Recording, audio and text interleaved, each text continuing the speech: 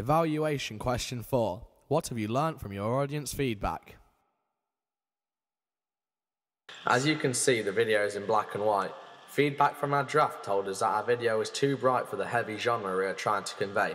It also makes it look more like an average room and less like an actual performance.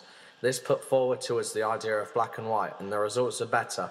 The shouting, angry genre is conveyed well in black and white with a dark tone, where in contrast a pop music video would be suited with much brighter colours.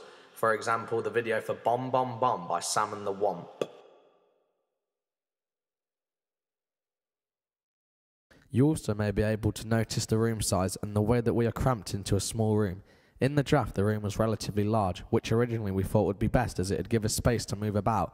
However, audience feedback suggested that it did not feel like a tight performance video and didn't give off the intimate feel that many rock bands often give off to their fans today, for example with crowd interaction or by including crowds in their video. One comment said, more energy would be conveyed in a smaller room, whereas another simply said, it is not very intimate, and therefore our aim in changing the room was to give off a more intimate performance.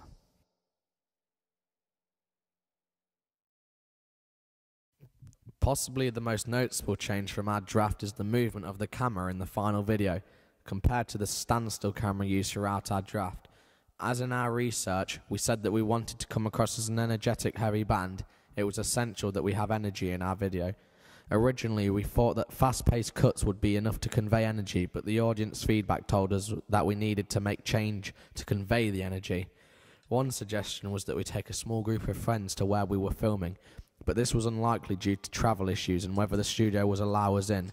Therefore, we decided to ditch the tripod and have pretty much only handheld shots, which made the video much faster and gave it a lot more movement, and therefore far more energy than in our draft.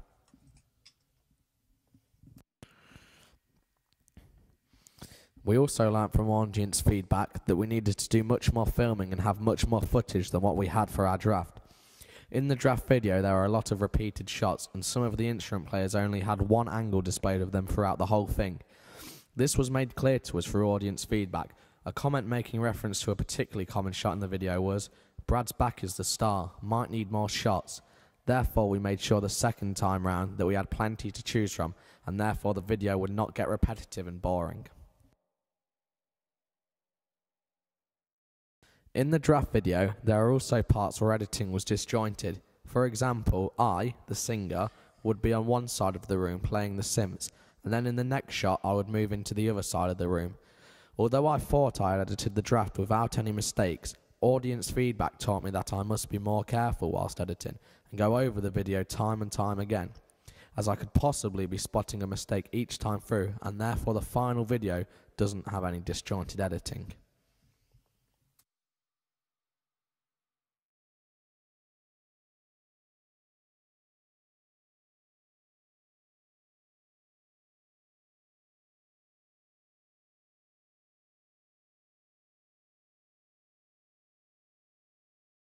On the digipak draft, I used the Hassel Records logo to represent the record label. However, audience feedback let me know that this had to change as it would be copyright and we needed to create our own. Therefore, we produced Havoc Records, where the look and feel is similar to Hassel and therefore we can still associate with the genre we wanted to. Also on my draft, the copyright and barcode were relatively big. Audience feedback showed me that this didn't look good, with one comment saying, "Real bands use incredibly small font. They don't want to draw attention to the copyright terms. It's not artwork," and therefore my barcode and copyright terms are in very small font rather than having a big C on the back of my album.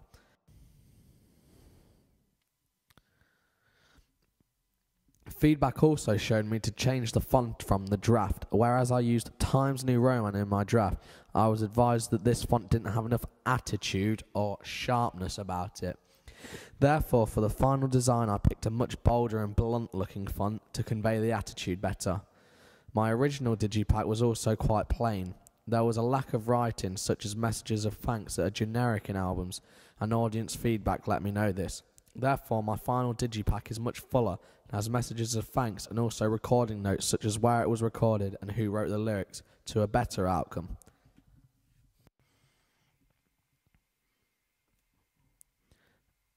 I was also advised to change the font on my poster. but I was also told to use the font of the magazines that were reviewing the album rather than using my own font for this. Feedback included comments such as, the magazine fonts would look better and add trust. Therefore, I learnt to do this because it adds credibility and recognition and shows that the album is good. Feedback also told me to add product brands on the poster such as HMV and Play.com, which connects to the audience and shows them where to buy it. Feedback included, it's good, but where can I buy it from? Which made me realise these were essential to the poster. Finally, I received mainly negative comments from the mothership that is running down the left-hand side of my draft poster. Comments saying it was too cramped and would look better with just a simple M. Therefore, I decided to take it out and try to be more simple, hopefully creating what could be a simple yet iconic M logo for the band.